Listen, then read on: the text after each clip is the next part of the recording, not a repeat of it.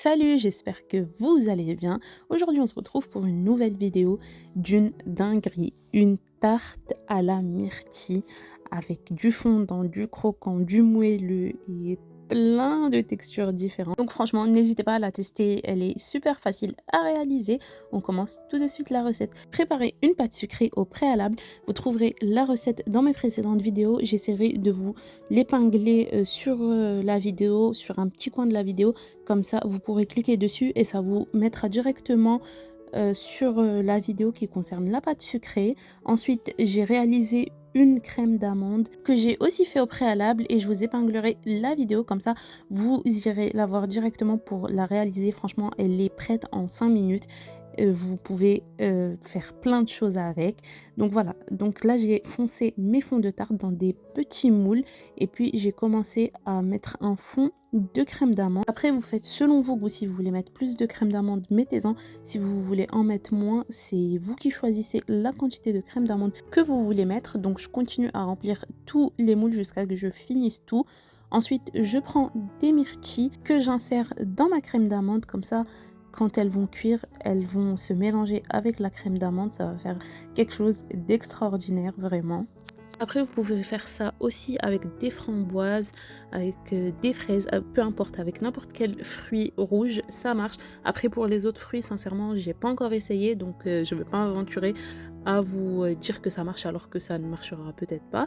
Donc voilà, en tout cas, avec tous les fruits rouges, ça marche. N'hésitez pas, si vous avez des questions en commentaire, j'y répondrai avec plaisir.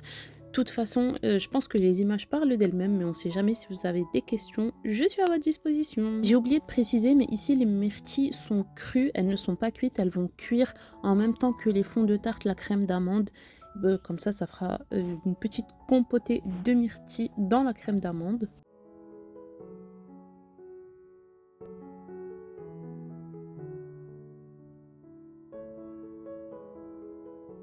Une fois que tout est bon, je les enfourne au four. De toute façon, vous trouverez toutes les quantités et toutes les informations en barre de description. Comme ça, vous ne serez pas perdu, tout sera noté. Une fois sorti du four, laissez refroidir les moules avant de les retirer. Ne faites pas comme moi, parce que moi, j'étais pressée de les retirer, mais franchement, c'était encore chaud. Donc voici le résultat, mais franchement, laissez-les refroidir, mettez-les sur une grille, laissez-les refroidir tranquillement. Ne les laissez surtout pas sur la plaque, parce que sinon, ça va continuer à chauffer. Donc le fond de votre tarte va continuer à cuire et aussi ça prendra l'humidité. Donc ce qui est mieux, c'est de laisser refroidir sur une grille et après les démouler. Comme ça vous êtes tranquille. Et puis on va passer à la crème chantilly mascarpone. Donc la crème chantilly mascarpone aussi, je l'ai réalisée dans une précédente vidéo, que aussi je vais essayer de vous l'épingler. De toute façon, si vous n'arrivez pas à voir où est-ce que je les ai épinglés, retournez à mes précédentes vidéos, il y aura tout. Il y aura la pâte sucrée, il y aura également la crème d'amande et pour finir il y aura la chantilly mascarpone vanille. Franchement, juste allez les voir, elles sont incroyables les recettes et surtout réalisez-les, vous n'allez pas être déçus. Ensuite, je décore avec quelques petites myrtilles coupées en deux. Celles-ci aussi, ce sont des myrtilles crues. De toute façon, pour la décoration, laissez parler votre imagination. Faites comme vous le souhaitez. Et là, je me suis amusée un peu à essayer de faire des formes différentes, des décorations différentes pour vous montrer que la chantilly mascarpone tient vraiment bien et que vous pouvez l'utiliser pour n'importe quelle déco avec n'importe quelle douille.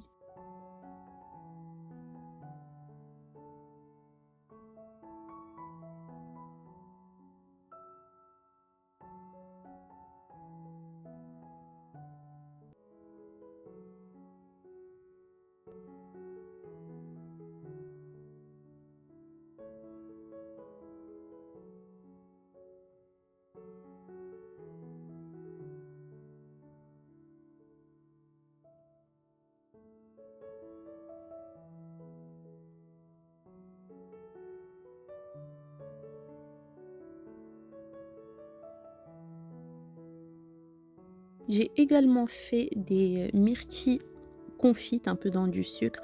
Comme ça, j'apporte une autre texture à la tarte et un autre goût également à la tarte. Donc c'est simple, vous prenez vos myrtilles, vous les mettez dans un peu de sucre et vous les laissez caraméliser tranquillement à feu doux, c'est très très important.